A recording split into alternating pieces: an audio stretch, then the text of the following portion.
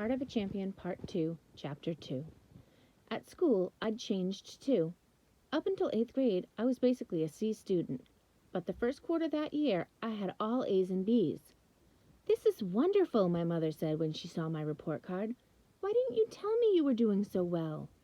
It sounds stupid, but I didn't tell her because I didn't realize I had been. That report card was a shock to me too. And on the next report card, my grades were even higher. Back then, I dreamed up all sorts of crazy explanations.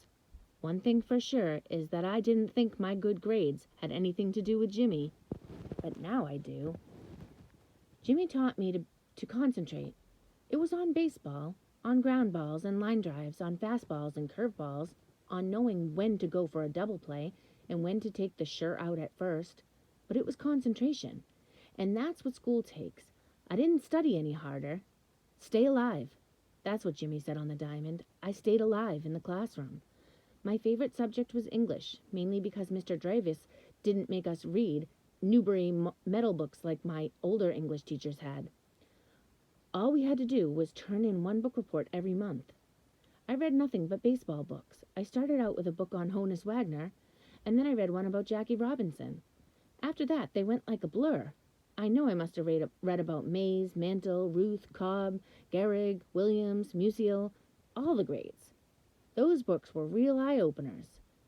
Coaches make it seem like all the great players are hardworking and dedicated, but that's not true. Some of the best baseball players, like Ruth and Mantle, drank and smoked and stayed up all hours of the night. But they were still great. Lots of players in the minors work hard, real hard, but never amount to anything.